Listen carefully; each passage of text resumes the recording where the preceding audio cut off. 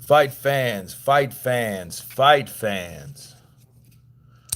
What's going on? Come one, come all. Letting everybody load up.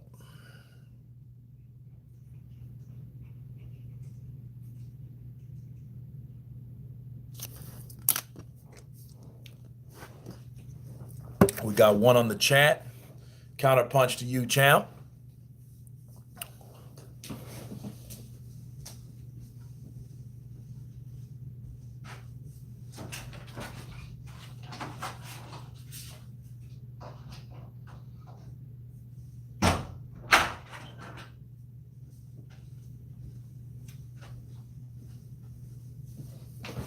14 on the chat. Domino Don, what's up, brother? Counterpunch to you. M.A. Khan, what's happening? Counterpunch to you. Tree Duck, yes, I am daring to go live. Absolutely.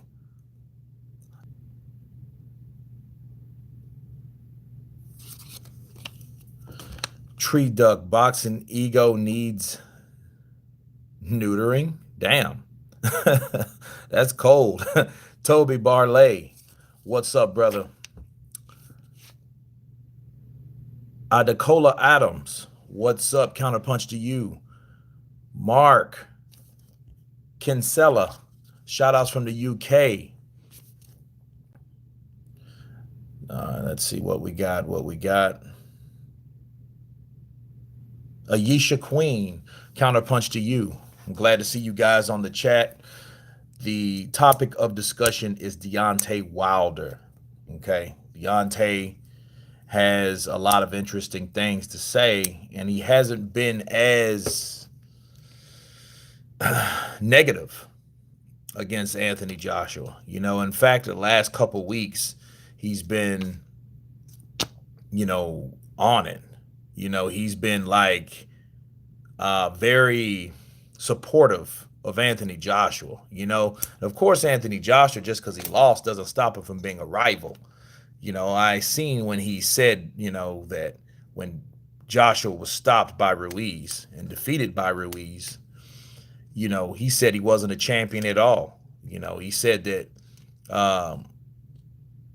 his whole career was made up of gifts and lies and contradictions. You know what I mean? It is what it is. Ricardo Roy Galarza, what's up, brother? Yeah, Wilder needs Joshua to get some kind of payday. Well, from according to Wilder, Wilder doesn't need any of that. Wilder doesn't need the he doesn't need the hype.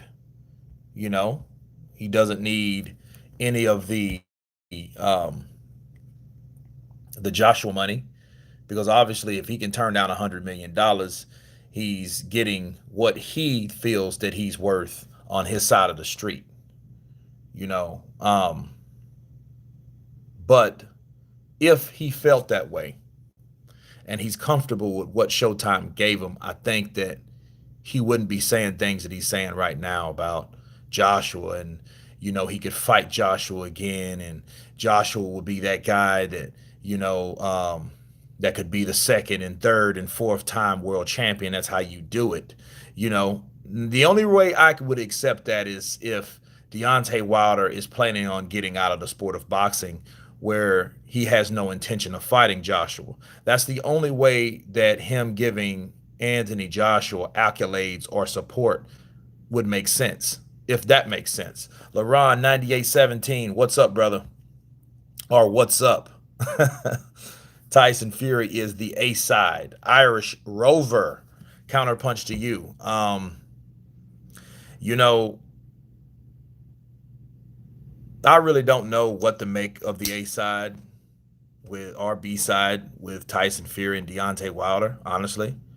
I just want those guys to fight, and whoever wins, should be recognized as the A side or the B side. But you have to remember, and we can't forget, that Tyson Fury did sign a $103 million deal with ESPN. Okay, so we can't forget that. And we also can't forget that that fight is one punch away from being Wilder, but Fury is one win away from being the WBC heavyweight champion. Now, you can only imagine what Tyson Fury will do if getting that belt. You know what I mean? Mr. Landlord, what's up, brother? Fury won't get the belts. AJ will. Well, we just have to see. You know, Jorge Fortes, 2B side, 2Bs. I guess 2Bs. Does that make an A? I'm not sure. Are they splitting the A side? You know, but it's crazy on like Wilder. He's just too nice these days. He's just way too nice. You know, King Unique, one face, one name. That's DW. Is that Dillian White? Nah, just kidding. But it's crazy. It's crazy. Like he's just too nice, man. He's really too nice. Saul Gutierrez, yo, brother, what's happening? Just going live, talking about Deontay Wilder. Why is he so nice? Why is he so acceptive to an Anthony Joshua fight? You know what I mean? Raymond Bradding. Hi, buddy. Love your videos from all over here in the UK. Thank you, man. Great counterpunch to you. Appreciate your support. Utundi KG. Wilder being too nice because he knows he's about to lose as well. Ooh. Wow, I didn't look at it like that. Maybe he's trying to cushion the fall for himself. That's a great counterpunch, Mr. KG. Or Miss KG. Who knows, right? You don't have a tag or whatnot. But yeah, you absolutely right. That could be, that's an interesting theory. Very interesting. Because if Wilder loses, Wilder knows he could go back and say, just like I told everybody, that's how you become a first time, a second time, third time champion. You know what I mean?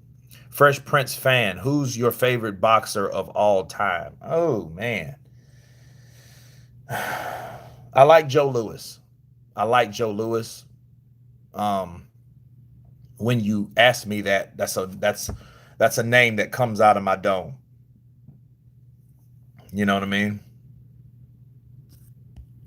So I'm thinking Joe Louis in heavyweights. You got to break that down because we got to go at least weight class by weight class. We just can't say overall. We can't do that. I can't do that because it's too much competition. It's too much talent out there. You know what I mean? So I don't really know who is like the best of all time. J.A. Martello, AJ is too slow for Fury. I don't know. Let's look at the facts. Let's look at, they never fought, right? So what else do we have to go on? Hearsay? Comparison of other fighters? I know. How about themselves? J.A. Martello, was AJ ever in the ring with Tyson Fury at one point? The answer to that question is yes, he was. They sparred when Fury was a prospect and Anthony Joshua was an amateur. And according to Tyson Fury, Anthony Joshua damn near knocked him out. He hit him with some good shots. Now imagine, Tyson Fury saying that about Anthony Joshua when Anthony Joshua was in the amateurs, right? And he was able to do these things to Tyson Fury at the time. I recall Tyson Fury. You think Tyson Fury got any faster? Right? I know he's learned more, but then so have AJ. But if AJ was able to get in there and give him the business and sparring, because that was the word around the campfire. It wasn't a word. That was the words of Tyson Fury. So before we say that Anthony Joshua was too slow for Fury, we got to look at what happened when the guys shared the ring together. Okay? Those guys shared the ring together. And according to Tyson Fury, Anthony Joshua gave him the business. He almost knocked him out. Now, of course, he said, well, I know that he was an amateur, so I didn't want to go too hard on him. But the fact is, Anthony Joshua, not knowing what Anthony Joshua could do in the ring at that time, gave him the business, hit him with an uppercut. Neck, that neck stretching shot, that Klitschko neck stretcher, right? That's what he was hit with.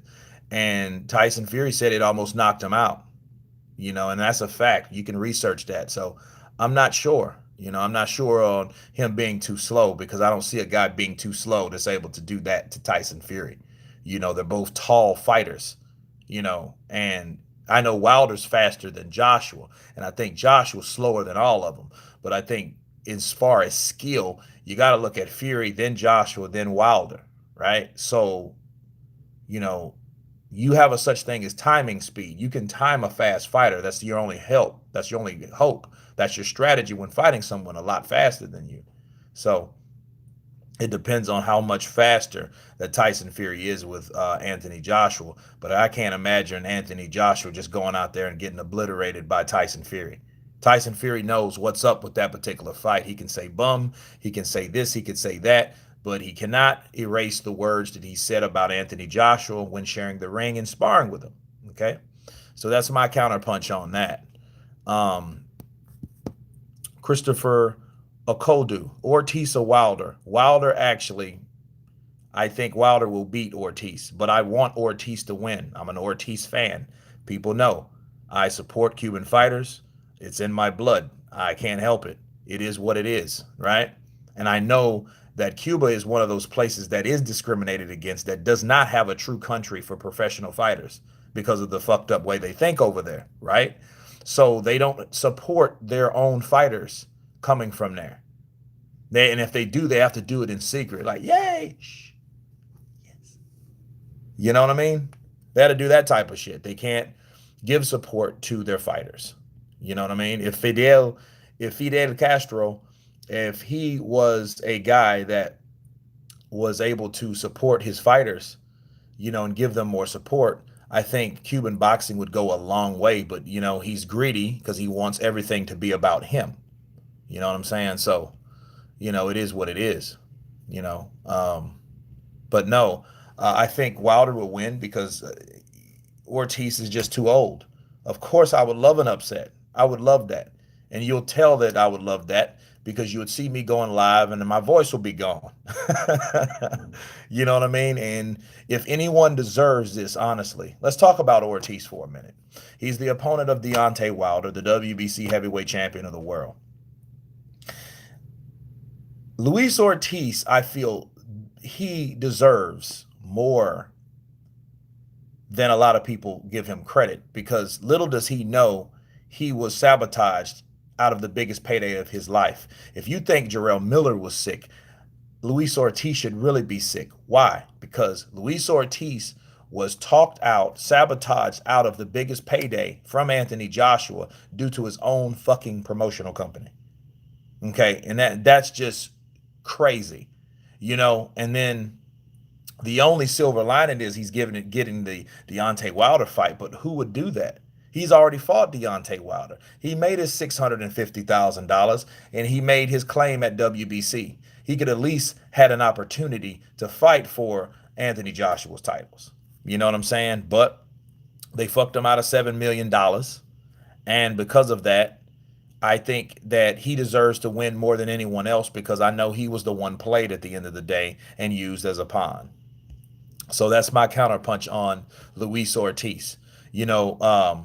Bernardi Pierro Luis Ortiz will win. I hope so. I hope he will. Bernardi, yeah. Oh, that's eclectic. Am I going to pay for Wilder Ortiz, Saul Gutierrez? Of course I will. I support boxing. I'm against Fire Stick. I'm against anything free. If it's not meant to be free, I'm against it. I don't, I'm in the film industry, for Christ's sake. So no, I will not have a Fire Stick at my home. I have DirecTV at home. I pay for all the fights. I have DAZN. I have ESPN. If PBC had an app you pay for, I would get that too. Okay. I pay for boxers because I know what they do. They sacrifice their health in the ring. You sure they're getting a fight purse, but they're fighting for other people's entertainment, our entertainment. Okay. It's crazy. So it's like, yeah, you got to support your fighters. You know what I mean? So, yes, I'm going to buy the fight. Let's see. The joys of being a commie. That's bullshit. Alan Benson. No, no communism over here. It's the shittiness of being a commie because they don't support professional boxing. So let me counterpunch you right there real quick. Kurt, who do you think would win in Ortiz Provectin? I think that would be a great fight. I think it will too. Um, I think Provectin in the inside and Ortiz on the outside, honestly, because I think Ortiz has better counterpunching, but I think Provectin is faster, and he's faster by getting on the inside. So if he can do damage, then the type of damage that he can do to put Ortiz out, he could do that. But Ortiz is a guy that's going to fight you tooth and nail. Look at what he did with Deontay Wilder. Even though he wasn't landing those shots, he was still swinging, and he gave Wilder something to think about. So definitely. But Deontay Wilder, I think he's a dangerous opponent for anybody because he has that equalizer. You cannot take that away from him. My thing is, why the hell is he why the hell is he so nice now to Anthony Joshua? Why is he opening up? Why is he saying words of encouragement, words of support? Whereas when Joshua first fell, he was like, fuck Joshua. He wasn't even a real champion anyway. He's lies and contradiction. That's what I've been saying the whole time. It's like, well, wait a minute. Why'd you change your tune? If you're going to be that way, stay that way. That's all I'm saying, people. You know, Tampa Bay or Tampa, yeah, Tampa Bay, baby. Your favorite boxing film? Ooh, you know what? I really love for comedy. Um, was it The Great White Hype for comedy? Boxing film. One of the funniest damn films I ever seen, comedy wise. Now, actuality, I love Play It to the Bone. Play It to the Bone's a good one, because I'm a fan of fighters. I like the top fighters, but people need to understand in boxing, there is so many levels to boxing, right? And there's a lot of levels like the C opponents, the D opponents that could have done something, didn't get the right training, or didn't have the right trainer, or wasn't in the right area, or couldn't afford these type of things because of life. There are fighters because of that by default that didn't really get their just due, that didn't really get the $100 million film, 20 million, 5 million, 3 million. They didn't get to any of those millions. They got to like a few $1,000s a fight. Fighters that you never heard of unless you just follow the local circuit of wherever you are, and that takes time to go around. That's why it's a hell of a thing when some fighter breaks through the notoriety pool, that barrier. It's a barrier that boxers have to break through to become known. Club fighter, prospect, novice. You have these certain levels in boxing, okay? And you have these levels, and these guys are fighting some tough guys. There's no corruption. Well, it may still be corruption because they may still be a guy that they anticipate winning, and you are that poor bastard that's across the ring from them. If you don't knock them out, you might lose the decision. So it's a lot of things involved, unless you're just that good. But a lot of people are very good fighters. You got to respect anybody and everybody that puts on the gloves and goes out there and takes punches to the fucking dome, to the side, to the liver, okay, to the back of the head. You could damage a lot of organs boxing, people, okay. Um, so saying all that to say this about Play It to the Bone, these were two guys that didn't make it. And some of the best fights are the fighters on the undercard, the fighters that were the toughest, that took the most shots, that did this. It's not recommended, but it's the most exciting, it's the most entertaining. And that interests me. Not always the guys that's walking around in silk pajamas and shit like that. like Marvel and Hagler was talking about. I'm talking about the guys you never heard of. Those are the guys that I focus on. I like to see. That's why I love Tuesday night fights, Friday night fights. Okay. I love those fights because you were able to showcase a lot of people that they did come out of that realm of fighters that weren't really known. Okay, a lot of them got on the HBO level and then, hey, boom, got defeated and went right back down, like Antonio Diaz, like Joel Diaz's brother. He was one of my favorite fighters. He was one of my favorite fighters, right? But he was stopped by Shane Mosley, so he was back on ESPN too.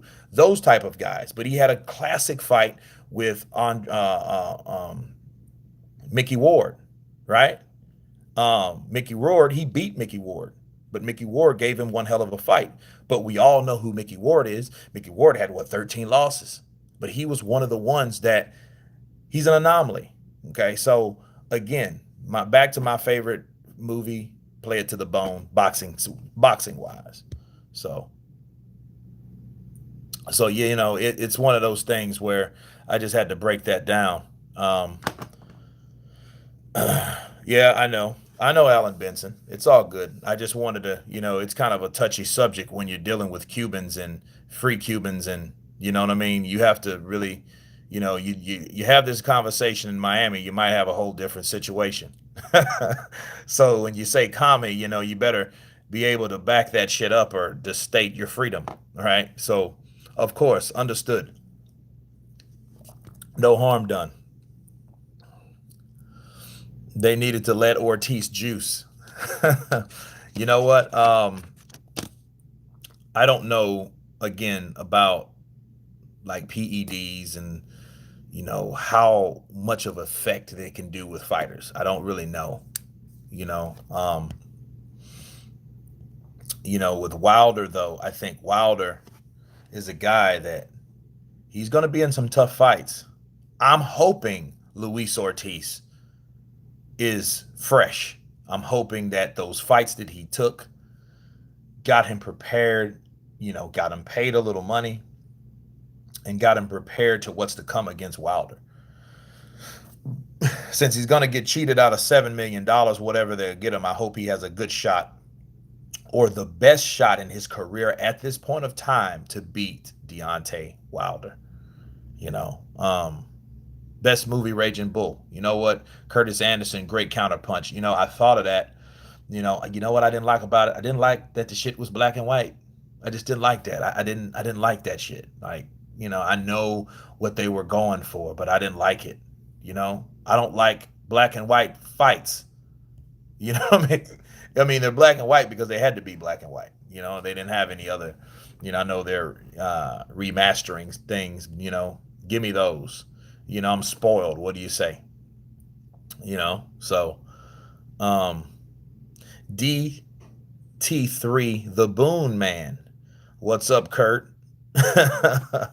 What's going on? Counterpunch to you. You know, yeah, no boxer above criticism. That's it. Hey, I definitely agree. What's your favorite young boxer? You know what? Devin Haney. Devin Haney is like him. Shakur Stevenson, he's been kind of, I don't know. Devin Haney, he's looking like the next young pretty boy Floyd Mayweather, right? So, um,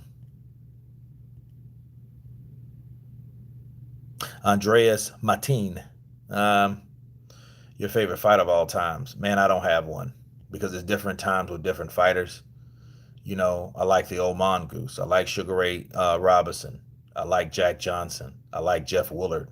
I love Jack Dempsey. It's so many different fighters and so many stories that they had to share with their life and in trials and tribulations. It's kind of hard to say, well, which one's overall, because I think that's kind of I don't know, case by case basis. You know, Ask me what's the best fighter in the 40s? Joe Louis. What's the best fighter in the 50s? Rocky Marciano. What's the best fighter in the 60s?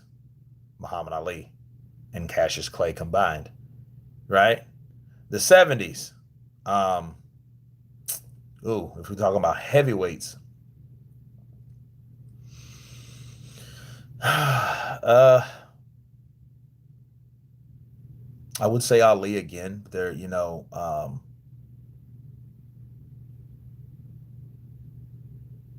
because the '70s was like that time where Ali just fought and fought and fought and fucking fought, and I think that honestly, you know, um,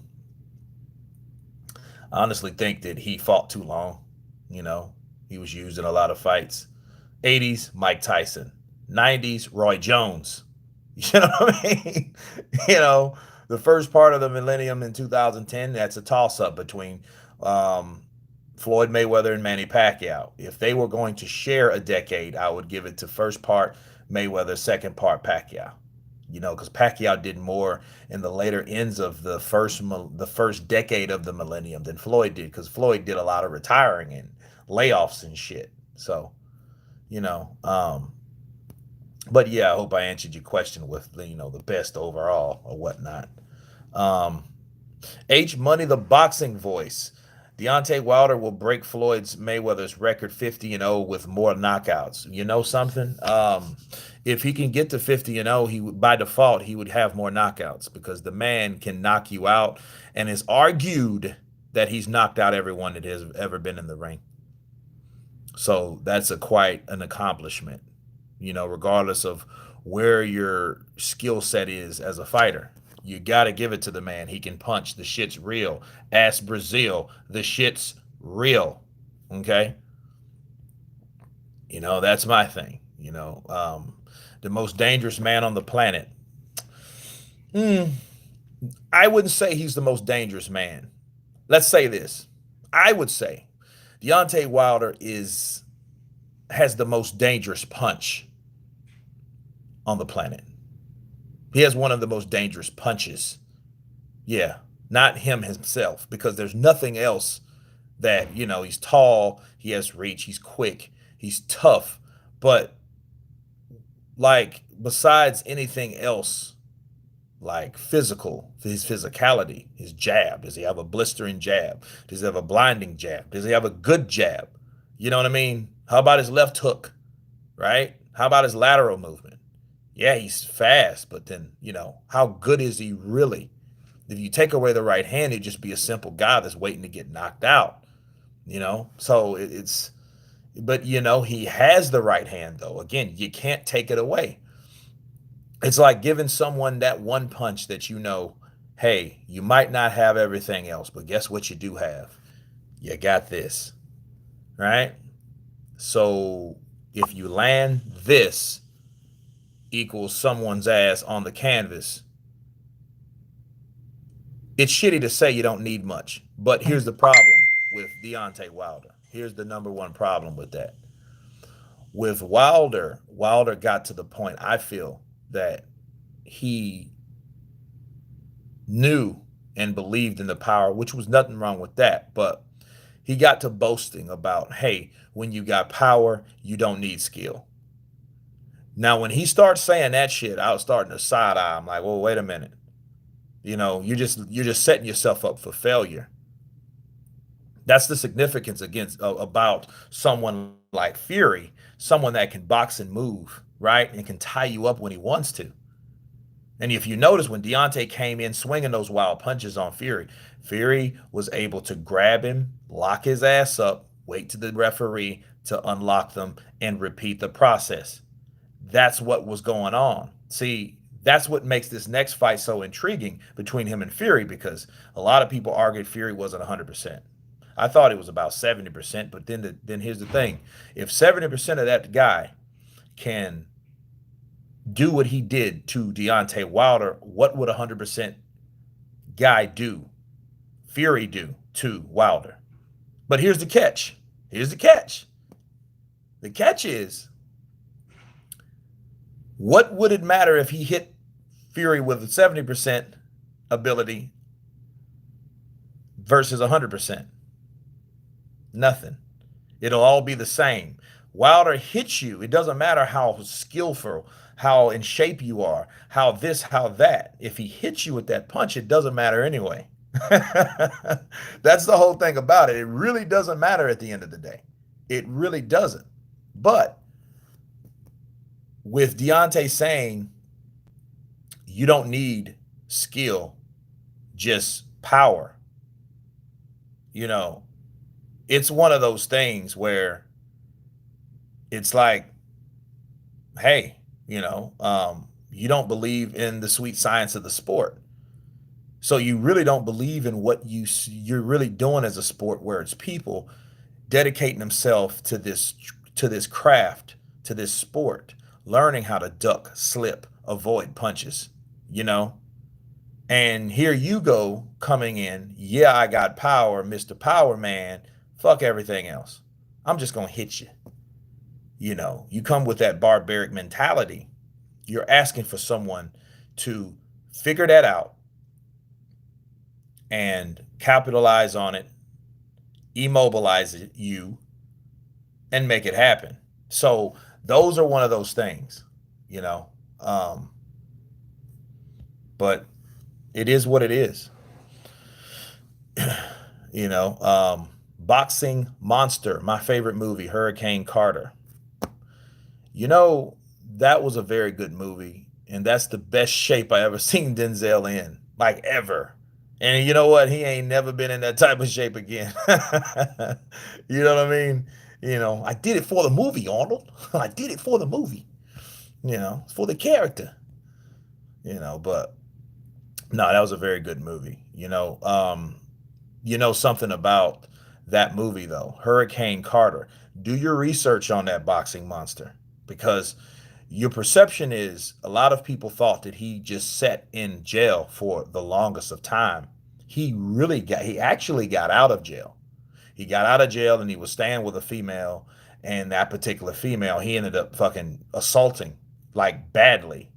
So it was like the movie, it was a good movie, and like the premise of it was good, but then Hurricane Carter had some damn real short temper issues, like the movie portrayed, but it was worse so than that. So it's best to do your research on that, because a lot of times, like, man, he was treated wrong, which he was. The things that they accused him of he didn't do, but he did a lot of shit that people didn't know what he did or wasn't aware that he actually done in his lifetime, you know.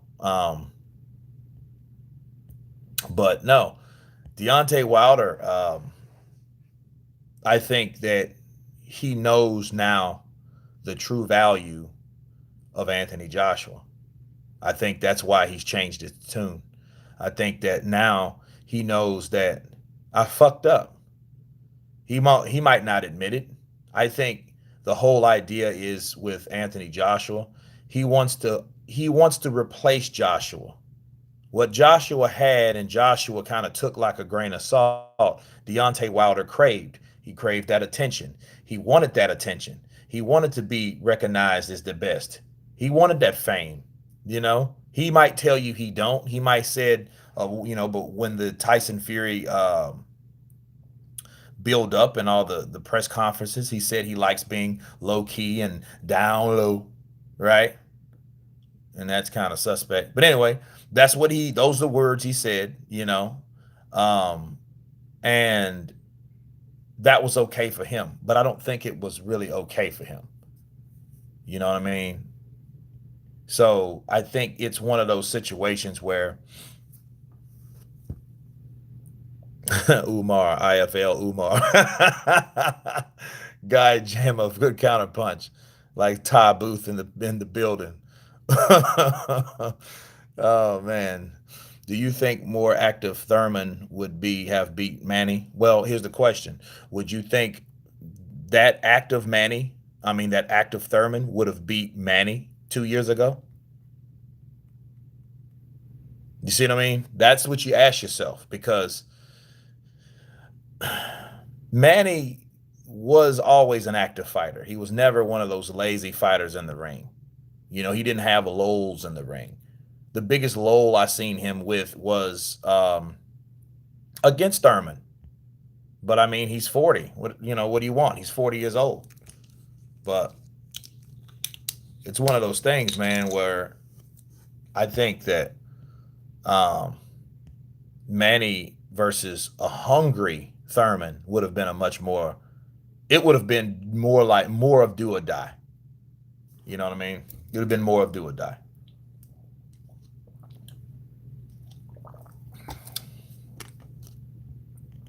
But no, back to Wilder. I think Wilder is um, really backstepping. I think um, he's one of those guys that really realized what that fight, the Anthony Joshua fight, meant to him as far as revenue, and the people that are instructing him, they know what it meant to them as well for him fighting Anthony Joshua. They knew what that meant. And this was way more than Klitschko. Okay. Klitschko, they wouldn't have ever made this type of money because the money didn't get that big until Anthony Joshua stepped on the scene. You know what I mean? So it is what it is. You know, I think that Wilder, I know he feels like I fucked up. I fucked it up, and I'm trying to make it right. You know, that's why. I think that. Um, oh, Chris Burton. I got a feeling AJ Ruiz rematch won't happen. Ooh, don't say that. Because if that fight doesn't happen, it'll just derail everything. And if it does, what will that mean? Okay. Um, that means that it's one of those, okay, if it doesn't happen, that means that Eddie Hearn and Joshua are going to go to war, or go to court rather, with Ruiz. And it's going to be drug out, and probably some of the belts will be on suspension. That means nobody else can fight for them. That'll make the only fight worth a damn watching in the heavyweight division on a hierarchy standard is Fury Wilder. Whoever wins out of that, then okay, then so what? You know, then what do we have? We just have those two. So we got two fighters. The former unified and the unified, they're in court fighting. Meanwhile, we've already seen Deontay Wilder and Tyson Fury part two. So then they're going to push us three since there's nobody, no resistance. Oh, but then yet there's Dillian White. But then, hey, what the hell's Dillian White up to? Dillian White's like, okay, we don't even know what's going to happen with Dillian White, right? So yeah, everything will go down the tubes. Everything will go to shit. Honestly, I think that the heavyweight division will once again go dark because then there will be no one fighting for the belts because the belts will be wrapped up in court. You know, that's what I see in that whole scenario. You know, um,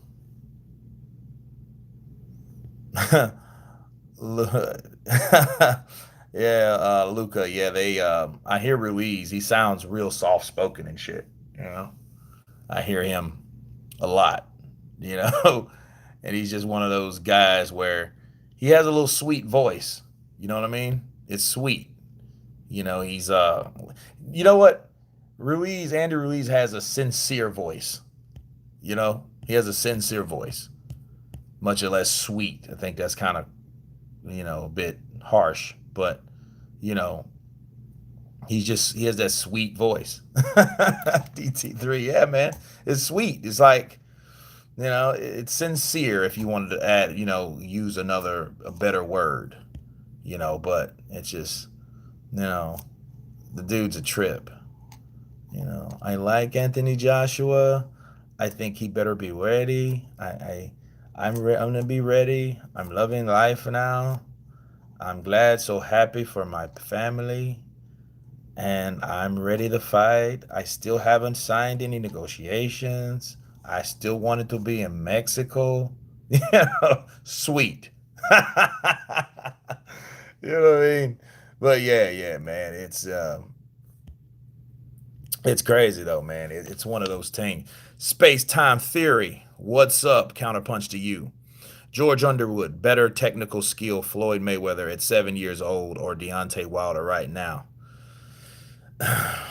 You know, let's say this. Deontay Wilder, he did make that comment that pissed me off a couple years ago. You don't need skill when you have power. He made that comment. I didn't like that for shit. And I admit, when I heard that, it made me lose a lot of respect for him because I knew he had no respect for the sweet science of the sport. That's what I knew. So I'm like, if you don't have respect for the sport, why the fuck am I going to have respect for you being an American champion? That's why I started. I don't care who you are. Anybody can get counterpunched. And me counterpunching that situation, you don't have respect for the sweet science of the sport. You're just talking about punching someone with throwing caution to the wind, but you have to have technique and skill to throw it accordingly. Obviously not. If he's able to do that to everyone, what would have been a perfect fight? Fury outboxing Deontay Wilder 12 rounds without getting dropped. That would have been a perfect fight, but it didn't go that way, did it? So Deontay Wilder is the resistance of a wild sense of fighting. And that wild sense of fighting doesn't merit anything towards the sweet science of the sport.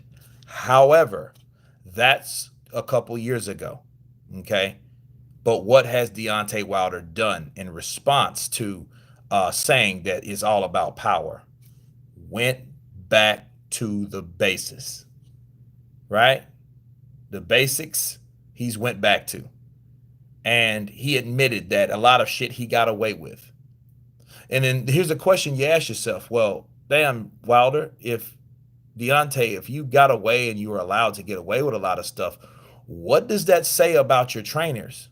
Your trainers are the people that don't give a shit on how you feel. You're getting back in that ring. Or no, it's not over. See, when you're a professional, right? You train people, or you train fighters, and you're a professional. You don't allow that professional athlete to dictate what type of training that he's going to allow you to have. You're the trainer. You adhere that type of training. It's not the other way around, people. Okay? So when you're training someone, you have a set plan of things this fighter has to do, this athlete needs to do in order to complete the process for you to do your job being the trainer. Okay. So when he said, oh, well, I got away with a lot of shit. All right. That means that he got away with a lot of shit because he was allowed to get away with a lot of shit. And it's funny. I read this was a while ago, but it reminds me of a video that I seen. It was with Bruce Vane. And Bruce Vane said the same shit. Wilder's trainers are getting paid for nothing, and at the time, I thought it was a little harsh. Then I thought about it. I'm like, well, damn, in all these fucking fights and all this time and all these knockouts, why wasn't Deontay Wilder pushed? Why wasn't he showing anything else besides what he always does in every fight? But here's the thing. I guess if you do the same shit and it works, why change, right? My question is, if he was able to get away with a lot of things that he did, where did the trainers, where were the trainers needed if he was allowed to get away with a lot? Who allowed him to get away with it? The trainers. Why? Because they didn't give a shit on really what they were doing. They didn't really take his craft seriously. That's why they allowed him to say certain things like that and do certain things like he did. You know what I'm saying? So, yeah, I blame the trainers for that. But now he's going back to the basis because he said so. That should have been a fucking trainer's call. A trainer should have called that. It shouldn't have been no situation where, hey, Deontay, all right, what do you feel like doing today? No. That should have been like, hey, Deontay, we're fucking running stadiums today. We're swimming tomorrow. We're going to work the pads Wednesday and Thursday. And then Friday, of course, we're gonna strategize. Things like that. It ain't gonna be, hey champ, what do you got going today? Like JD's, he looks like a dude that don't make people do shit. Let's be real. But Deontay Wilder, for whatever reason, said he wants to go back to the basics. And that brings another question. Was it him that wanted to do this solely for himself? He wanted to keep his craft, or actually start focusing on his craft because the competition is getting more difficult? Or did someone make him do it? And we can really look at how he's been trained. Obviously, it wasn't the trainers. The trainers didn't make him do shit. They didn't make him, hey, let's do this today. Because he was able to get away with so much, right? Like he admitted to everybody. So, he's been with the same people, Mark Brulin, JD's, right? JD's is like a half-ass manager too. You know what I mean? So it is what it is. It is what it is, people. So, but he is going back to the basis regardless of whose fault it was. Um, and I think that he's doing that for a reason, or who someone made him do that. You know,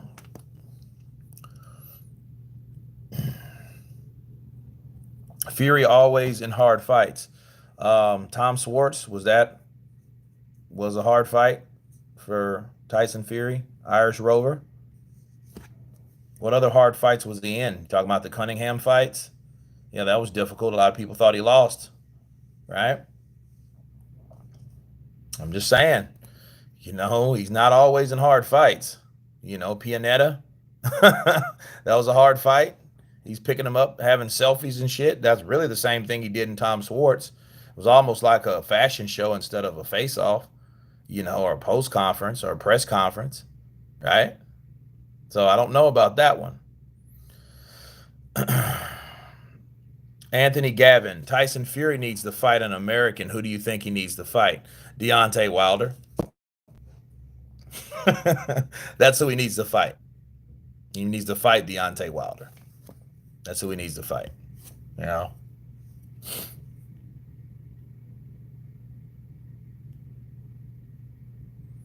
D3 DT3, the Boon Man. I'm also training to be in shape if I get to fight in October. Okay, are you a professional fighter? What's up with you?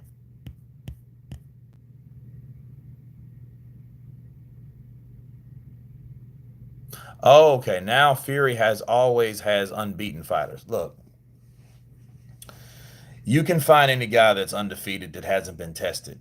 That sounds good. It looks good. That's just like Deontay Wilder taking on Gerard Washington. Okay, Gerard Washington was undefeated, and he beat Deontay with a jab until Deontay got on the inside and landed his shots. Right? No, amateur Muay Thai fighter. Ah, Muay Thai. I train Muay Thai. You know, love the open flyer, closed flyer technique to get your elbow in defense of the someone's guard. I love Muay Thai. Muay Thai is hellified brutal. You know, but no, man, Deontay Wilder. I think that he's going back to the basis. I think he is that guy that knows that he's getting more money. More people are now investing in him, but he knows that Anthony Joshua fight is that fight that's going to make him the most money. You know what I mean? Let's face it, Deontay Wilder wasn't a Mayweather. And even Mayweather acknowledged the type of money that he can make against Pacquiao, right?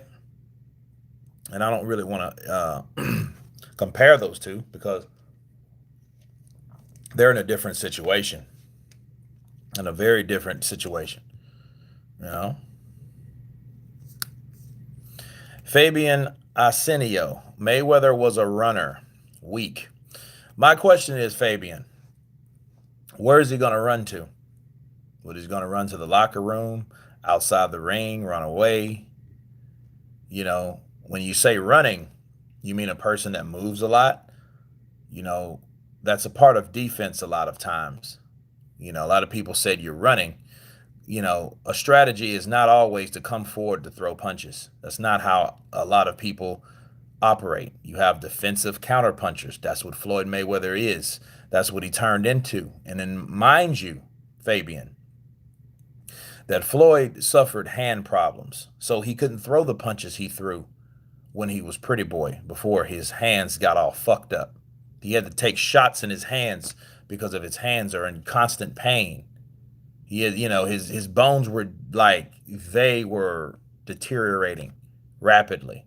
So he had to adjust a certain style that punched just enough to make points, but not to hurt his hands at risk because they were already shit. So when you say running, are you referring to how Lara fight Canelo? Okay, fair enough. Well, let's look at how Canelo fought Golovkin the first time. Same way. Box, move. It's not box run. There's not a such thing as running. Running is a negative thing for calling a first person that's defensive minded. So before you call Mayweather a runner, look at his earlier fights. Look at when he dismantled Gotti. Was he running then? Look how he did Corrales, Diego Chico Corrales. Was he running then? Dropping someone 7 times? I doubt it. And that's when Corrales never been knocked down before or even stopped, let alone lost. Okay, so we got to be careful on what we call Mayweather calling him a runner because the guy could box. Boxing's not all about coming forward, putting one foot, lead foot into a tire and going around and punching each other. That's not boxing. It's hit without being hit. And you punch someone, you can bob, you can weave, you can duck, you can slip, okay? And you can move laterally, side to side, okay? So I had to counterpunch that because a lot of people use that word running, and it's bad because of people assume that boxing is slugging or fighting, okay? There's a time to do all those things. Sometimes you don't supposed to do that at all based on who you're fighting. So Floyd was the fighter, you know, round and round, round and round. Okay. Circle of movements. That's a part of defense, but I mean, who do I know? I just trained boxing for the last 20 years, but avoid the battles. No, avoid punishment because if you're taking punches blow by blow, like I've discussed anyway, when you're taking those blow by blows, you're taking punishment. So, like look, we get entertained by seeing a person hit. Any fighter that's a fighter of boxing, right? Then he shouldn't have gotten, then he should have gotten out. No, that's the whole thing. If your best punch worked for you and it no longer works for you, and someone's figured you out, you have to find another way to win. He just found another way to win. Okay? He couldn't throw 100 punches around because he knew he would fuck his hands up. For you to say, oh, he should have got out, for him to say, oh, he should have quit. Well, that's a true definition of a quitter. Okay? So that's how you view that. Floyd knew that I can't punch people like I used to, but that doesn't mean he should quit because he's still doing his job at the end of the day. It is what it is. Yep. Boxing, the art of hitting and not getting hit. We're so accustomed for people trading blows, we forget that concept. So when you see someone that does it the right way, you get uninterested. Right? Because we're so used to people, again, taking punches, receiving punches, getting punched, then answering with their own punch. It's exciting. I get it. I love to see it. Some of the best fights, Morales, Barrera, 1, 2, and 3, right? Barrera, Marquez. Marquez never fought Morales, sad to say. But it would have been another firefight, Okay. Now, I haven't seen, honestly, those guys suffer any ill wills. Maybe Eric Morales, but I don't see that from Barrera nor Marquez. And those guys been in wars, and I commend them. But those guys fought. Like Marquez didn't go toe to toe, and when he did go to toe to toe, he met the he look. He suffered the consequences.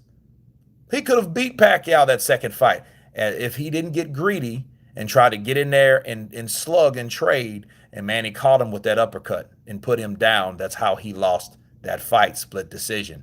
He would have won if it wasn't for that. So a lot of things you gotta be careful on. Tony Delgado, greetings to you. Greetings back to you, brother. Great counterpunch. Um, Anthony Gavin, you are right. This is why Billy Joe would beat Canelo. You know what? I have to agree. I think that would be Billy Joe has the probably the best chance of beating Canelo than any of those guys. We've seen what Danny Jacobs did. We haven't seen Andrade, but Andrade, I think he has balance issues. I think he tries to get overzealous at times, where Billy Joe knows how to turn it on at certain times and then box and move. And he's a southpaw. He will give Canelo fits. That's why I don't think Canelo will fight him. I know we're getting off topic, but I think that's what it is. And actually, if you guys go to the poll on my community, put in a vote. And right now, Billy Joe is winning that poll the last time I checked. So Billy Joe is the man to beat, stylistic wise. But if he boxes and moves against Canelo, the last thing I want to hear is, "Oh, he was running the whole fight." Like, "Oh yeah, I'm gonna stand still and let somebody punch me." That's what I'm gonna do. Yeah, that's better. That's cool. You know, so it is what it is. Um, Beats Canelo and Triple G. Triple G has a jab, and his jab I think will take him and lead him more. He'll be more successful than Canelo, I think, because I've seen Canelo fight boxers, movers, and it wasn't a good look. And it doesn't matter how good he is. That's just some particular style that gives him problems, and they will always give him problems. Because he can't counterpunch if a fighter's not engaging fights on him. If he's boxing and moving, he's not giving him the opportunity to counter like he wants to. You know what I mean? So it is what it is with that. Okay, Fabian. AJ's the man. Fabian Arsenio. See, I know you're a Mike Tyson fan, aren't you? Right? You like guys that combinations, you don't like movers, you don't like people, that like to use, right? Yep, I figured you were. I figured you were a Mike Tyson fan. Those are type fights, so you cater to certain styles. I get where you're coming from. You like certain type. Moving is okay to a degree. Well, who's to say it's okay or not? Because if you know that, remember Ruiz Joshua? Remember there was a part in that fight where Joshua kept moving because we could tell he was hurt. We could tell he was moving. And then Ruiz just kind of stopped. And he kind of just was like, what the fuck? And then Joshua, being who Joshua was like, okay, let's go. Like it was almost like, hey, you're moving too much for my own comfort. Which Joshua, if he had the experience, he should have realized that no, I'm gonna move around this ring until I gain senses upstairs. And plus I know that it's giving him fits. He's not able to throw these punches like he used to, right? He's not able to do that. And it's not about what a fighter wants you to do. That's the thing, Fabian. It might look shitty. It might look less entertaining. It might look like, oh, well, you know what? I'm tired of this dude moving. Why does he move so much? He's moving because you don't like it. And if you don't like it, here's the thing. You have to do something about it. You have to. Because okay, this guy's circling. He's circling left. So I have to cut him off to the left, right? I have to corner him. because I know he's going to the left. If he's moving, then he might go side to side, back to the right, side to side, back to the left. That might give anyone fits, especially if a person that's anticipating throwing certain shots. And Andy Ruiz knew he could not land those shots as long as Joshua kept moving. Okay. And if Joshua was smart, and Joshua should have recognized that by now, he doesn't like movers, and that he could set up traps easy like that. Look at Lara Canelo. That's why Canelo got tagged with punches, because he was either trying to get too overzealous, trying to throw these huge shots that he couldn't get up and get in, and he was getting frustrated that whole fight. That's why after that fight, when he won by the hairs of his chin by Levi Martinez's 117-111 scorecard, what did he say? You know what? You win not by running, but by throwing punches. He said that in Spanish, right? Why do you think he said that? Because he did not like the idea of that fighter running. Why? Because that's not the style that he likes to fight. That style gives him problems. That same style gave Ruiz problems. Ruiz dealing with someone that can move like Tyson Fury, he will be he will you know what he will be more frustrated than anything. And then what'll happen, Fury will then know how to turn it on and hit him with 4 or 5 punches, grab and move. So Ruiz has to know he can't place his foot. And then really what'll happen, you don't throw punches with full commitment when someone's moving like that too. It's a real pain in the ass, but it's a strategy at the end of the day. And it's one of those strategies, again, it might not be the most entertaining or exciting or even popular, but it works. Okay. That works, especially with a combination fighter. How do you stop him from throwing combinations? Keep moving. Okay. So, you know, not holding and avoiding too much, but he will. You hurt him, you get in the inside, that's all he'll do. He might jab you. Look at Klitschko. Remember Vladimir? He was the jab and grab king, and I hated that shit. He jabbed you, and then he grabs you behind your head. He does that. He done that. And then when you think he's going to do that, here comes the right hand. Boom. Now you're hurt by the same guy that jabbed you 10 times and grabbed you 10 times in this round. Now he switched it up through a right hand and a left hook that made you think twice about even wanting to come in. So, it's crazy. You know what I mean? It's, well, hey, Ali did the same thing. Ali grabbed behind the head a lot, pulled the head down, takes juice out of your back, makes you more tired. Strategy. Why do you think when you see boxers and then they push the opponent's head down, and then they bend over? Why do they do that? Because it's taking juice out of your back.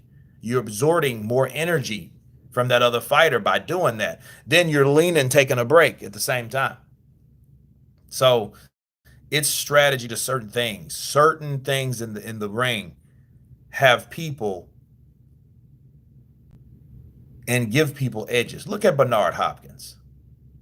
Bernard Hopkins knew how to do all that shit. And it's so ironic that how his career ended.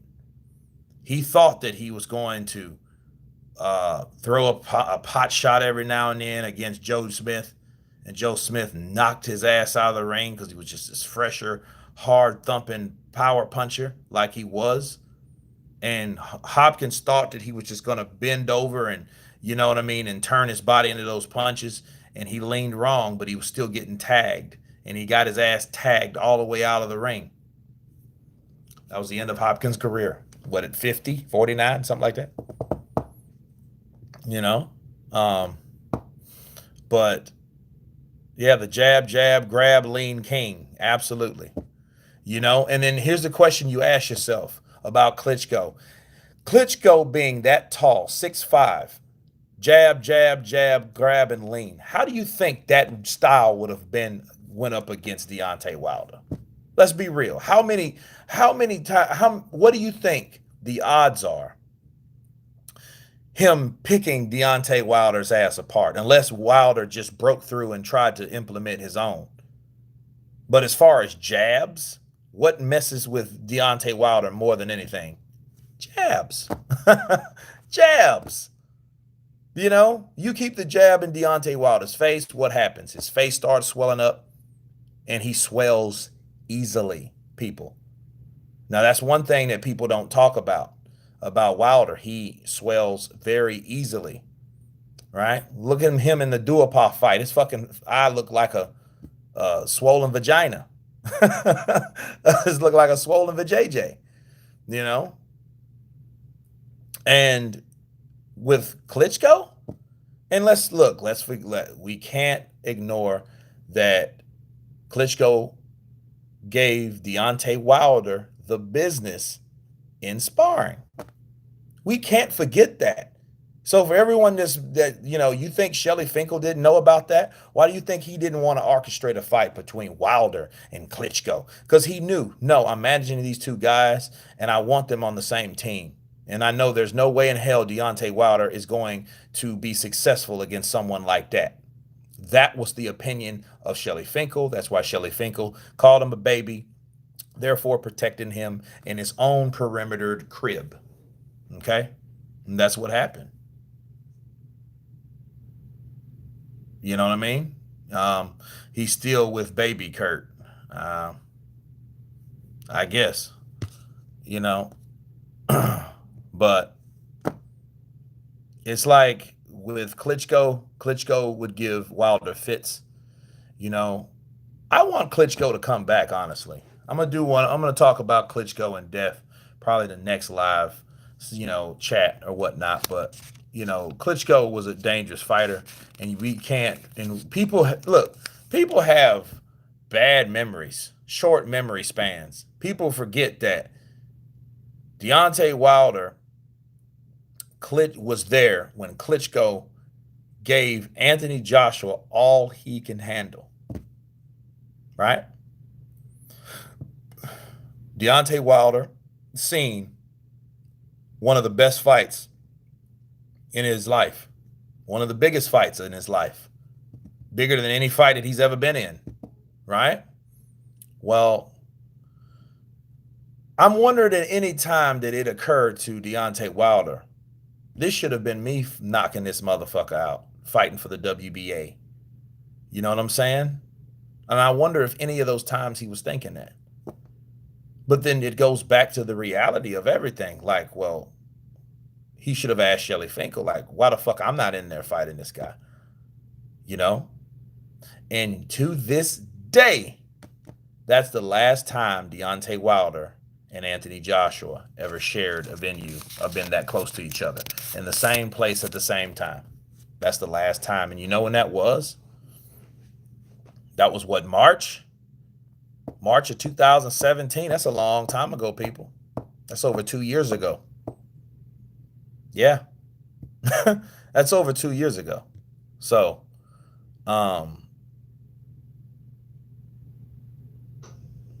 but no, where did I get this hat? I got this hat in New York, Manhattan. Sam Greer, I blame Joshua and Hearn for not trying hard enough to make that unification. Well, Sam Greer, what else were they going to do? Like, they sent out contracts. Team Wilder either ignored it or rejected it. How many did they send out? 5? Okay. They sent a lot of, and here's the thing. How can you compare what Wilder's attempt was versus what Eddie Hearn and Joshua's attempts were? Because there were attempts. You had one attempt compared to attempts. Okay? So let me counterpunch you real quick. They sent 4 to 5 offers to Team Wilder. Wilder supposedly sent 1. If you count that as being an offer, you email the manager or the promoter of the guy you want to fight and say, hey, I got $50 million to fight your fighter. So I don't really understand what else they could have done, and they said, I'm interested, and they had no contract. You got to sign something signifying, hey, this here shows Come on, man. I'm in the film industry. And in film industry, we do what before working in any show or project or television series? You sign a fucking contract.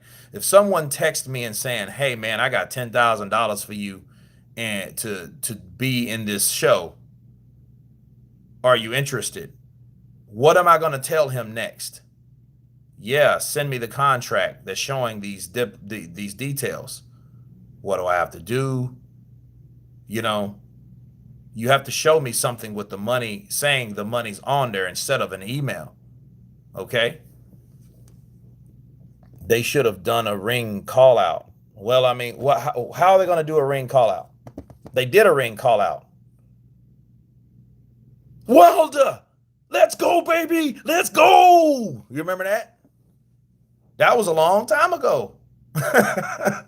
So if you could do a ring call out like you're suggesting, a ring call out. Okay, Joshua did that. You sent 12.5, you sent 15 million, you sent 15 million plus the Dillian White fight, then you sent a percentage, then you sent 28 million because that's supposed to be twice as much as Deontay Wilder's offering. Now, mind you something, guys, when Floyd Mayweather offered that type of money to Manny Pacquiao, and Manny Pacquiao said he wanted 50-50, everyone went ape shit, didn't they? You remember the Mayweather fans? And the same Mayweather fans are the Deontay Wilder fans now, right? Remember that? And then see, here's the thing. He rejected all of that shit. He didn't want 28 million. He didn't want the 30%, the 30-70. He didn't want any of that shit. He didn't want the 15 plus the 7 million for White. He didn't want the 15 million flat. He said he didn't have a date or a venue, but then he fought Tyson Fury with a date or a venue. He didn't want the 12.5 because the 12.5s were slave wages. And what did he do in his defense? He sent one fucking email about $50 million. That's a fact. That is a fact. And where was the stipulations? Right? They claim they had it. Where the fuck is it? You know what I mean? It's crazy. So Joshua never did a ring call out. So you never heard him say, "Wilder, let's go, baby, let's go." You never seen that. Okay, Sam Greer. Look at Ring IQ's intro. He said it's on his intro the whole time. Look at his older videos. But he did a ring call out. He definitely did a ring call out. So, I mean, I could look it up for you. you know. And then 120 million is a hard offer. You didn't, you forgot about that? I mean, it's one of those things now, if you look at it in hindsight, it's always 2020 now. And with 2020, we can see that Wilder turned a lot of fucking money down. So it goes back to, well, why are you changing your tune? Why are you now? Oh yeah, we can get that fight underway. We can fight. Joshua. We can. I want to fight all the guys, but he wasn't really saying that shit then. He was saying it wasn't about the belts. I don't need that fight. These guys, I don't really. I'm the A side. I'm this. I'm that. He ain't saying none of that shit now. He's saying he wants that fight because he knows he done fucked up. So he knows he done fucked up. P Dizzle. Counterpunch, what's your thoughts on Wilder developing his body work for the Fury rematch? Body, then head. I don't know. I haven't heard him talking about techniques as far as Tyson Fury. So if you could send me a link, that would be great. I would love to check it out. I'll do a counterpunch on that later. Maurice Hooker versus Jose Ramirez, the fight of the year. You know what? It was the 2 rounds of the year. you know. So Coleman, his headpiece, the $50 million was fake. Well, here's the thing. We don't really know what the $50 million. I call it the situation. If you guys go back and look at my videos, The $50 million was a situation. It wasn't an offer. The only way you offer something to someone is you send them a contract. You can say what something is. You can say, well, hey, I got an email. I text them it's going to be 50 million. Without a contract, it means shit. There was no contract. That's it. You know? Um, and Del Keogh, I would love White meet Wilder in press conference. I'm not gay, right? I'm not gay. Fight Rock Lewis Rockman. You know, it probably would be some shit like that. Del Keogh, great counterpunch. I think if White seen Wilder somewhere, they would just fucking be fighting on the ground. And I don't think Deontay Wilder is really about that life. I don't think he's really about like that rolling around on the ground type of shit. And White is. You know what I mean? I think White will pull some Derek Chisora shit on Deontay Wilder because he's used to those type of interactions. You know, Deontay Wilder really ain't.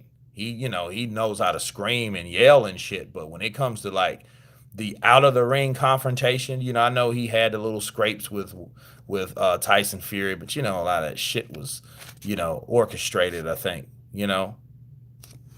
Slayer 36, 36, 36.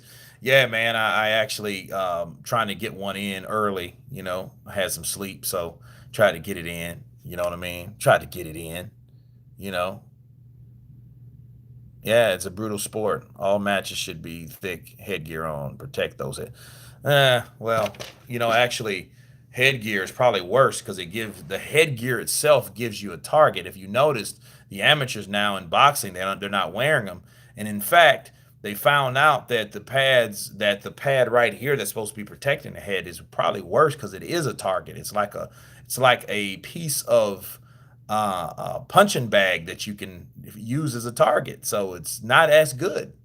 It's crazy, and a lot of people get marks um, from those particular that headgear itself.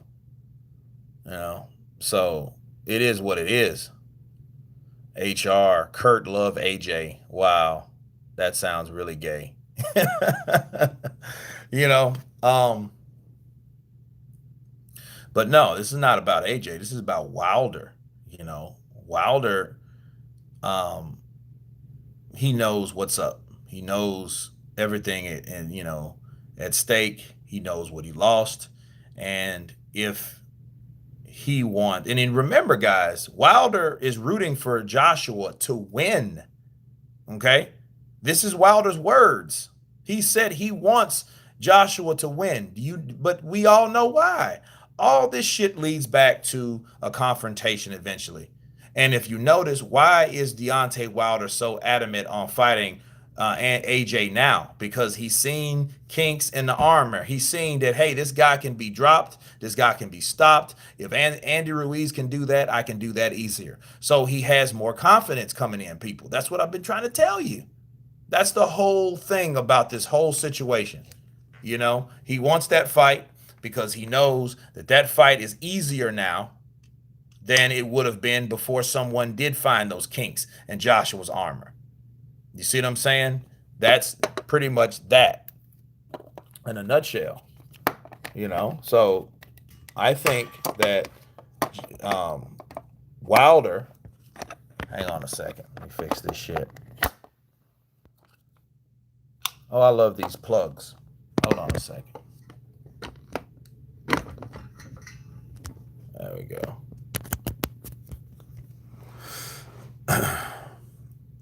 But I think Wilder knows now he's on the up and up. You know, um, he knows that Joshua has the money. The money came when Joshua came on the scene. Okay, let's just stop. I mean, Wilder been fucking fighting since 2008. That's a long time. That's 11 years. And he ain't made that type of money. You know what I mean? So, Deontay Boxing Entertainment, KO him cold turkey. That could happen. That would be some brutal shit. You've been waiting for a fight between Deontay Wilder and Anthony Joshua, and Deontay goes out there and fucking just throws one punch and bah! And it's crazy, you know, but that can happen. That can happen because this is boxing, you know, or it could be the other way around. It could be, okay, Jim Leahy. Okay, all right. The exposaholic, money came when Floyd came on the scene. Well, money came for Floyd for himself. Exposaholic. Let me counterpunch you on this. If you look at the amount of money that Floyd offered his fighters, what type of money was that? 2 million, 3 million. What did Maidana get? 3 million. What did he get for the rematch? 3 million. Okay. Who was the highest paid guy besides Manny Pacquiao to get any money? And I'm not talking about fucking McGregor. That's not a real fight. Not a real boxing match. Okay. The highest paid person that Mayweather fought was Canelo Alvarez. And you know how much money Canelo made? $5 million. Now, this was in 2013, right? Floyd Mayweather, being 36 years of age, showed Canelo the business. When Canelo being 20 million. Who got 20 million? I'm trying to, stop it, bro. What? It's been recorded. Canelo made $5 million. That's been reported. So I don't know where you get that from. But look at that. That's Floyd Money Mayweather. So why? And that's Canelo, right? If Canelo made 5 million and people are turning down 12.5 and 15 million and 28 million and all this shit, Kovalev turning down 6 million. You know what I mean? You're looking at these fighters that their eyes are too big. Greed is written all over their face. You see what I mean? And it's retarded because it's like, okay, no one gave Floyd shit for offering Canelo $5 million because Canelo knew the value of $5 million. He knew what that meant to fight Floyd Mayweather. Okay, no one gave him shit. Maidana didn't talk shit about 3 million. Brandon Rios didn't talk shit about $3 million for fighting Manny Pacquiao. Why all of a sudden fucking AJ is getting crucified for lowballing? Right? Think about that. AJ, not Floyd or Manny. Okay, Scants rants. Of course he's not, right? Because Floyd and Manny are who? Icons. AJ's not an icon. So why can Floyd offer his fighters less money than AJ is offering those fighters, and they look at that shit from AJ like fucking peanuts? Tell me that. Scants rant. Let's counterpunch that shit. Make that make sense. You see what I'm saying? That's why it doesn't. So it's like, okay, Mayweather, it's good enough to accept it from Mayweather, but not good enough to accept it from AJ. So it's crazy, and I don't really understand that. The only people crying about it is the LDBC. But the LDBC didn't think anything about Canelo receiving $5 million, but Canelo didn't complain either. So why is it Deontay Wilder complaining about money that he's never made? You just have to counterpunch him, LJB. You know what I mean? Because it's like, You're saying, well, Manny and Floyd are on a totally different level. Of course they are. I'm not debating that. But then these guys can offer their opponents less money than AJ's offering. But AJ's he's a low baller. Him and Eddie Hearn. You know, I mean, this doesn't even make sense. This shit doesn't make sense worth a damn. And I'm trying to make it sense. I'm trying to make it make sense. Make it sense. Floyd already said these fighters want purses handed to them instead of working for the big paydays. Ron Boy Fresh Floyd Mayweather was absolutely correct. And that just adds to aid my statement. Okay. They're wanting too much fucking money for what they're worth because they figure since I have this opportunity to fight this champion or this cash cow, now all of a sudden my eyes are going to be big for money and ask for type of money that I'm not even, first of all, I never fucking made. So why am I going to worry about what someone else made versus what I made last time? You know it's going to be more than what you made your last fight. But to ask for that much money, no, he's not. AJ is not an icon. You know, Bowder. He is not a fucking icon. He's a cash cow. He's a guy that makes a whole lot of shitload of money, you know, but he's not a icon. Is an example to other people, Nigerians in the UK and shit. He's the pride of the UK. Sure, that type of shit. But he's not an icon.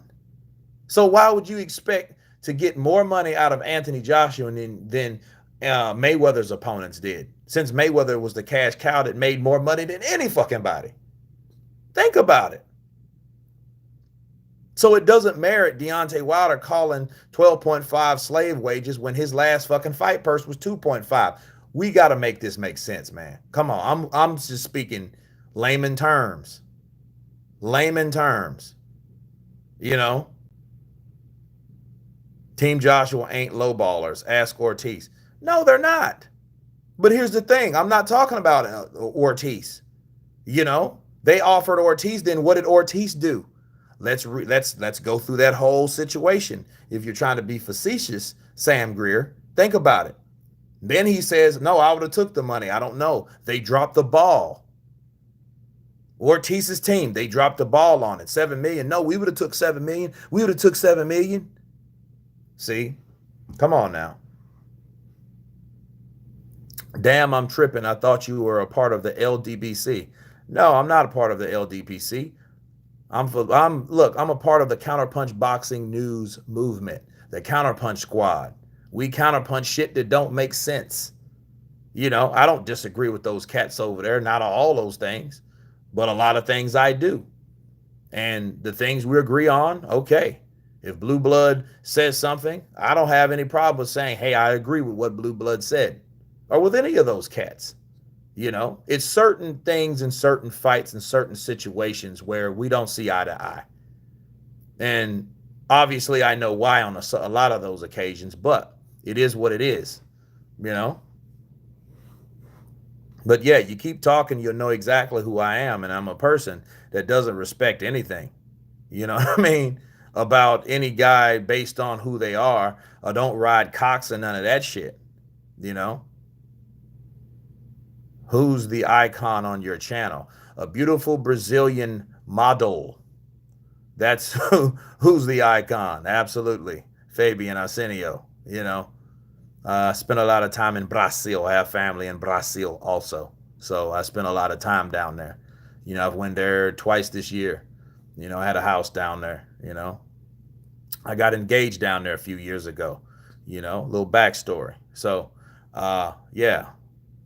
J Real 504 music. It's a low ball, Kurt. What's a low ball? Talk to me. What's a low ball? Luis was scared. I don't know. P Dizzle. I do not know if he was scared or not. You know, but I do notice Ortiz does, like, he'll say things, then a reply is needed from him, and then you don't hear back from the reply until something else that already happened. I've noticed that shit, you know. So, you know, I got to counterpunch Ortiz on that. A lot of shit sounds real fishy. Ron Boy Fresh.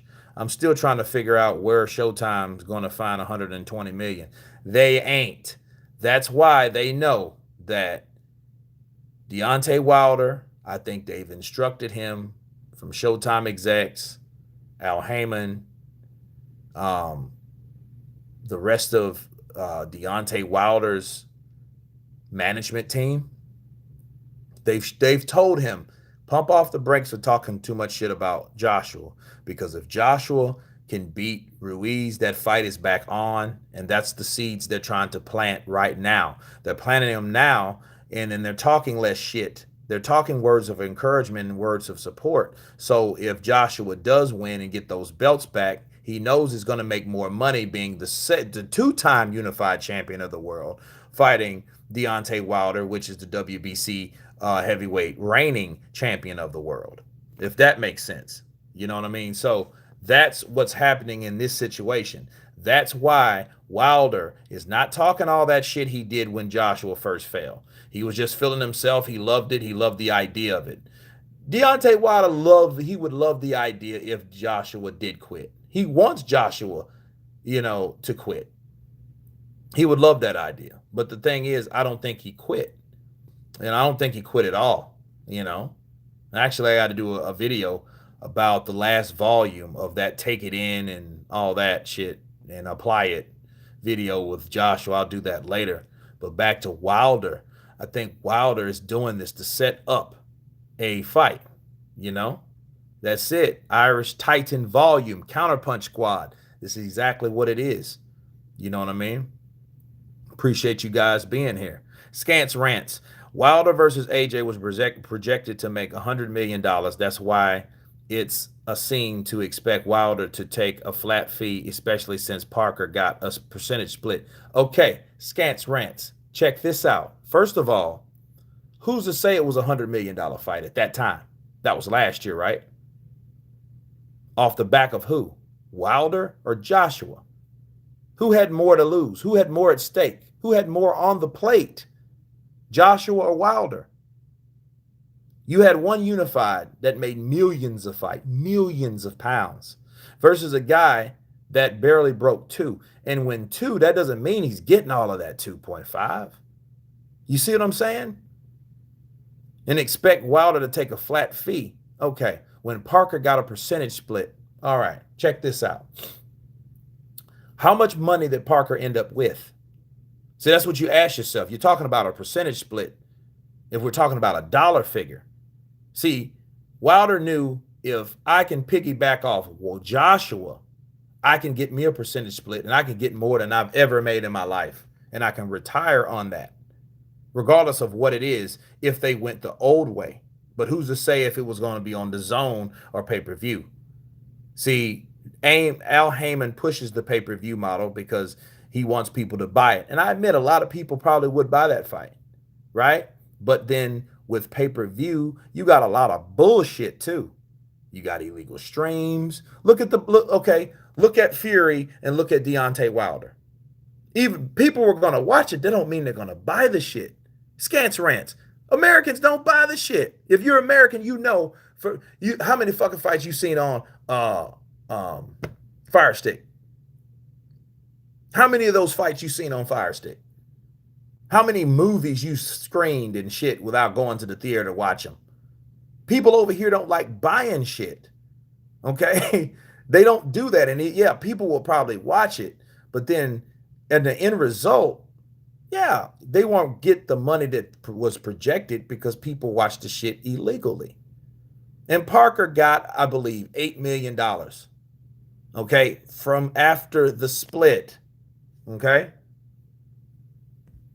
So 12 million is 4 million, a lot more than what he made.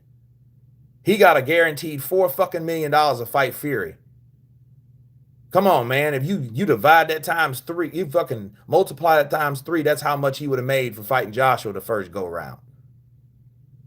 You see what I'm saying? So, and then what do we have now? We don't have anything. So you're talking about projected. Ain't shit projected now, Scance Rants. Because nobody fucking fought. And you want to talk about 100 million? That was a look. Wilder versus AJ was projected to make $100 million, right? Let's say that's true. What did they offer Wilder? $100 fucking million. So stop. Well, I mean, what else can you say about that? They offered him the money. He turned the shit down. Okay, and that's one hell of a flat fee if you're worried about what the fight could have projected, right? When you're getting 100 million by yourself, and his fucking excuse was, I don't know what Joshua getting, so I don't want to. No. So there you go. You know what I mean? So it is like it is what it is. You know. Sam Greer, Team Ortiz, like Miller, screwed up. Hearn's negotiations are fair, but they could have chased the unification a lot harder. Uh, you know, J.R. Bell, thank you for catching me live. Finally, I'm here in the building. I am here in the building. Counterpunch to you. You know,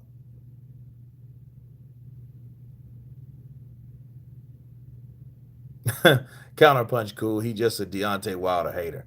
I don't see how I'm hating on Deontay Wilder, honestly. You know, Del Kio, obrigado. Obrigado para ti. Yeah. Let's see. The real 504 music. Wait a minute. Hold on. Back to Exposaholic. Wait a minute. I am not a Deontay Wilder hater. I just didn't like the way shit went down. See, Wilder could have bit the bullet, took the fucking money, won the fight. We still ain't talked about what could have happened.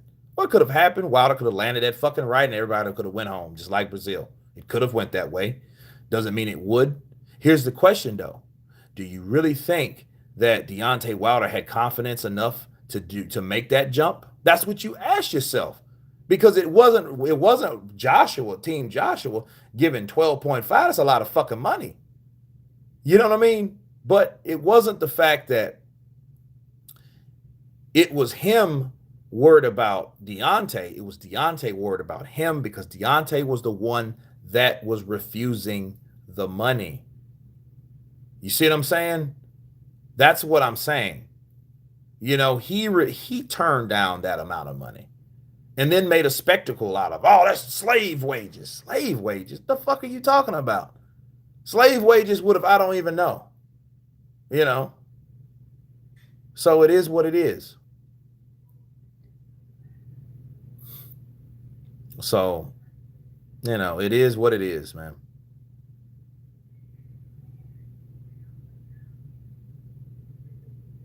Showtime only paid Beyonce 10 million when DAZN offered him 20. Well, that's exactly what I counterpunched a couple months ago. AK, good counterpunch. They offered him twice as much and he refused it. You know what I mean?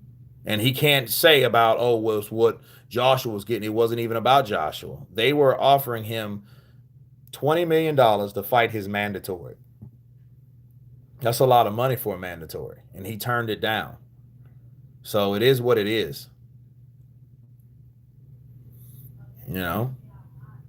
Ortiz is a myth. You know? It's bad because since he's a slave of the PBC, I can see you saying that because there's no one else that was able or allowed to fight Luis Ortiz, El Cubano. He couldn't fight anyone else. And I don't even know if he sees it. I don't think that he knows and thinks outside the box like, these motherfuckers fucked me with that Joshua situation, especially what happened to Joshua. If all that physio and concussion shit was true, what do you think would have happened if Luis Ortiz would have took that fight and went in there and hit Joshua with that punch? Probably the same shit, probably worse, because Luis Ortiz is one of those guys, when he comes for you, he fucking comes for you. So, yeah, I know he's probably feeling shitty, you know? So, yeah, I agree with you. It is a myth, you know? It is a myth. So, I think that's what that is. So, Ortiz couldn't put down Hammer. No, he couldn't put down Hammer. Hammer's a tough bastard, though. CMC, you know? AJ lost to Ruiz. How could Wilder fight for all the belts? Well, I mean, AJ lost to Ruiz. How could Wilder fight for all the belts? I mean, the only way he can fight for all the belts is he gets a fight with whoever the winner is out of the rematch. That's how.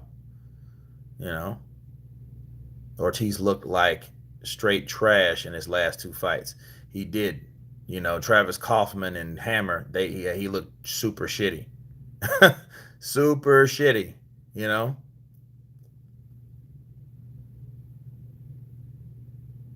AJ may end up fighting Ruiz a third time. That's a possibility. You know, let's look at it. It's a possibility. I hope not, though, but that could happen. And if that does happen, and if they do fight in the UK, the third fight should be in the States. You know what I mean? So anyone that is saying that he should fight in the UK, okay, since he fought in America, all right, cool. He fought in America, he fought in UK just for sake of argument, because I don't give a shit. I'm tired of the, oh, you should fight here or there. I mean, I don't care. But I think the third fight should definitely be in Madison Square Garden. You know, I think, if he got that, okay, he won. Granted, if he beats Ruiz, okay, fight Ruiz again in Madison Square to show it wasn't a fluke, to show that you can fight anywhere, to show you don't need that home cooking. Okay, so yeah, definitely. Xavier calls out don't mean that much. Salute Kurt, great insight. Men's Slaw Entertainment, counterpunch to you. Big up Manny Pacquiao. Yeah, he is an icon. That is an icon. Talk is cheap. Get in the boardroom. Comb in the headpiece. There you go. You know.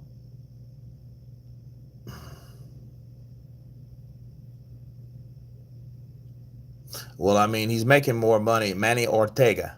He's making more money anyway. See, here's the thing. Deontay Wilder said that Anthony Joshua would regret turning down the $50 million. His last fight was for $35 million. Okay, $35 million is what Deontay made all this year and the last part of last year. Okay, so because he's only made 30.5 according to Forbes.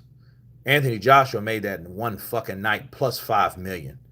You know what I mean? So he could give another salary. He could pay Fury's salary in his first fight for what he made in one night.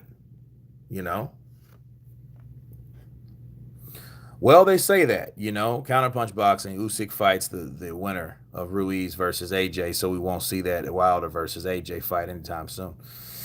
No, he won't. And look, you know what? That's a very dangerous fight for Anthony Joshua if he wins, or for Ruiz. Ruiz fighting look, the heavyweight division is not going the way people think it's going to go, but it's going the way it wants to, right? You know.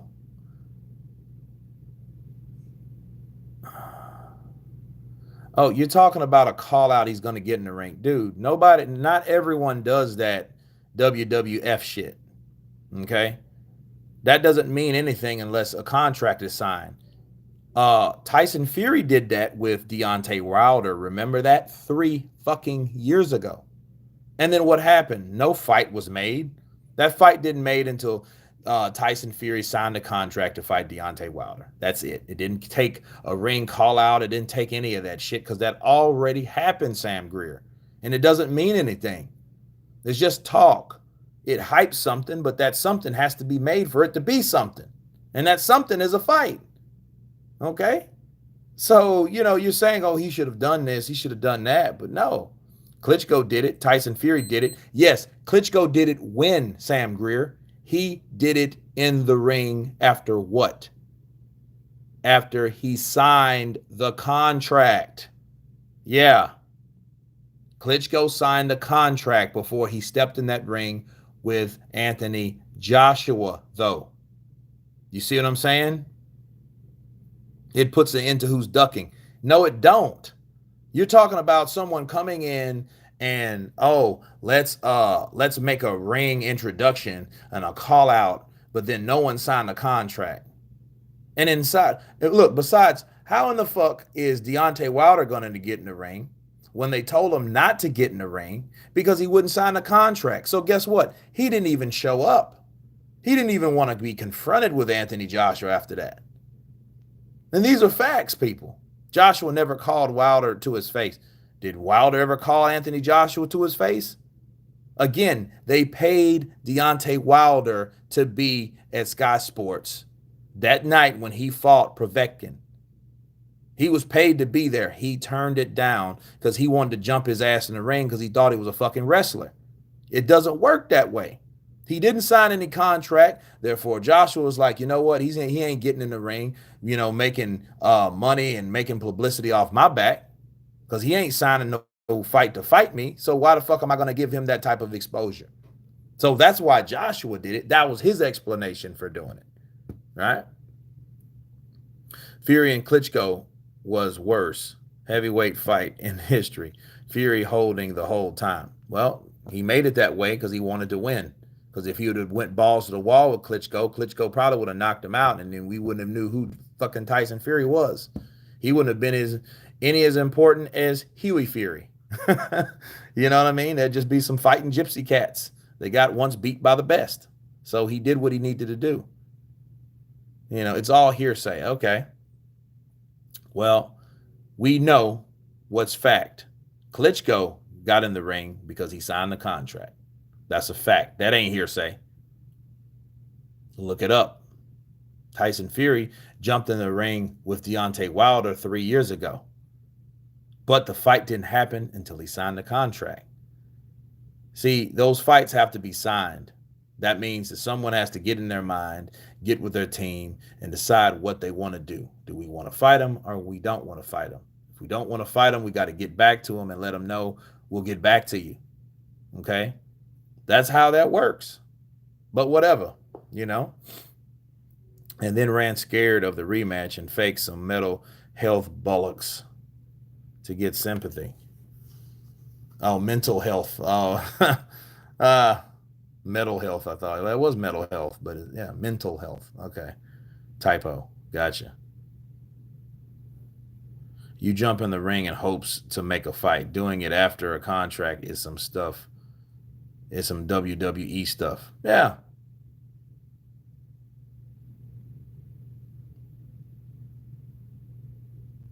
Wilder beat Fury in the rematch. Okay. Well, if he lands that right hand, he can. Fury is a showman, but he can box. He can box. Ashley Evele. Yeah, he can box. Isabel Ramos. Wilder should man up and fight AJ. And look, AJ has his own problems right now. And I think he's buttering up the idea to the fans to making that fight credible like it was again, because that's where all the money came from. So it is what it is. So TVS. Oh, is that TV Samuel Garcia SG? Do you see me? Sure. Okay. Wilder will never fight him unless he is ready to cash out. That may be the truth, J.R. Bell. We'll see, though. Fury is overrated. Wilder's boxing is underrated. Okay. That's a hell of a statement, So you're saying that Deontay Wilder can box a lot better than people think he can. His combo is a 1-2. Yeah, that's true. Oh man, the Zone show was way better than the Showtime card. The weekend, the Zone taking over. Well, I like them both. It's all boxing to me. I don't pick sides on the shit. I just don't like people using excuses not to fight other people because they're on other platforms. It's just stupid. Work together, get the fights made. Let's see the best fight the best. Fuck all the bullshit. Like, really. So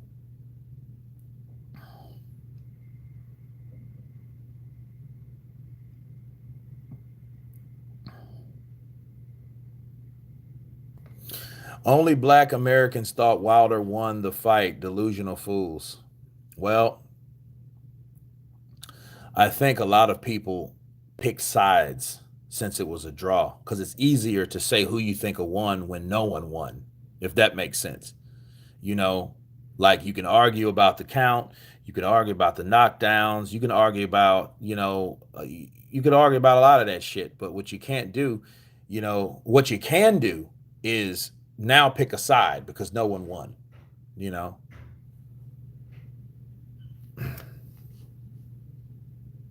Hello, do you hear me? No, I don't hear you. You're texting. The TV Samuel Garcia SG. Hmm.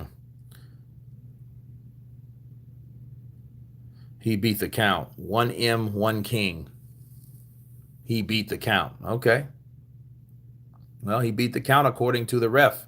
It's the ref's call, people. Okay. When Tyson Fury got up, he beat the count. It's the count of the ref. It's not the count of a seconds on a clock. It doesn't work that way. Okay, the ref counts the way the ref counts. Okay, he can count fast, he can count slow, he can count moderate. You know, to the advantage of Tyson Fury, he was with Jack Reese, and Jack Reese is known to give that fighter the benefit of the doubt, especially if he sees that fighter getting up, to make an effort to get up. He's not a lazy ass referee. A lot of these referees are lazy because they can see a fighter got punched hard, and it's easier. Let me get my fucking check by waving this shit off. You know what I mean? They'll do that quick because they know, well, hey, it's my call, right?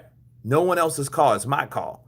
I can feel, okay, no, this fight's over. His legs are doing the dance. He's doing the spaghetti drunken dance, the stanky leg. He's doing that. He can't stand on his own. Let's wave this shit off, right? Look at the Joshua situation.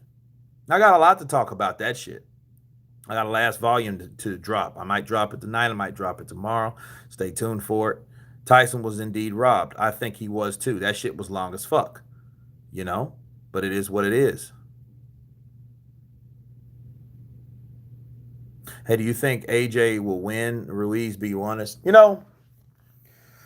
I think Anthony Joshua can win. I don't think it's a fight that I think people saw that fight and was just so devastated on how Ruiz could do or affect Joshua.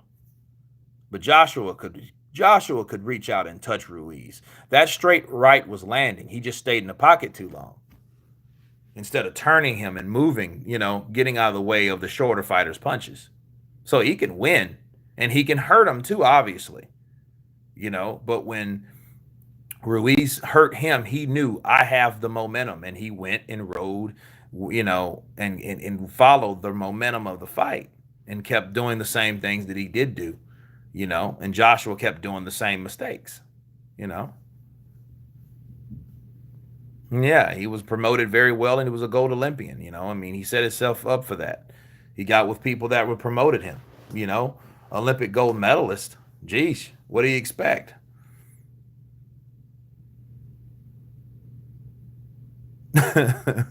Wilder doesn't KO people, he just knocks them over. They are not in Asgard.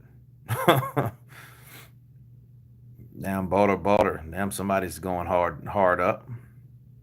Corruption in boxing. Do you think Ruiz just caught AJ and that dictated the fight rematch, if any? I know this is the thing. Joshua's going to know that he can't go in and fight those type of exchanges. He knows that. And that fight could go so many ways, you know. But it all happened because Joshua hurt and dropped Ruiz. That's a fact. That fight could have went. That fight could have just been another Joshua versus Parker fight, but it didn't. You know. So Ruiz hit him with a beautiful left counter. He did. And that changed the dynamics of the fight. Okay.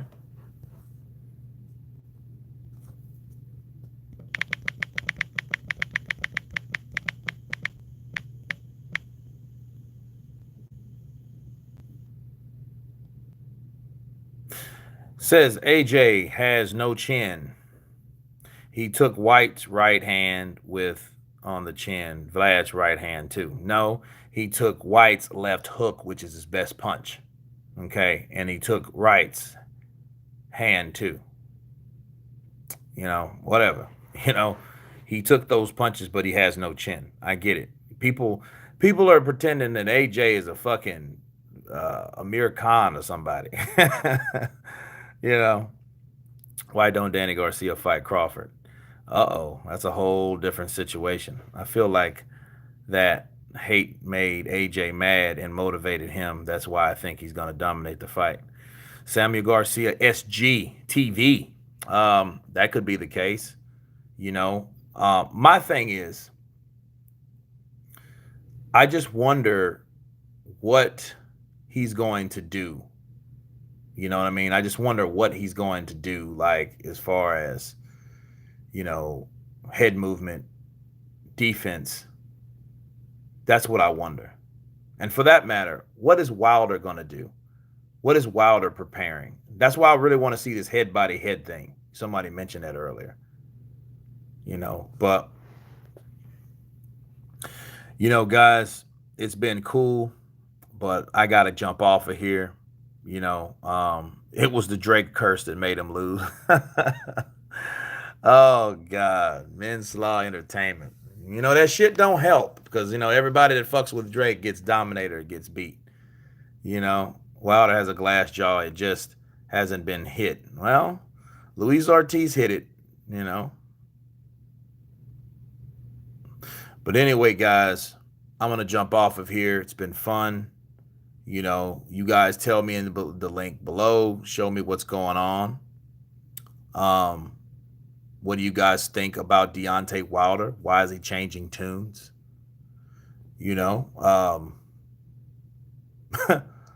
This was a cool stream, guys. Stay tuned.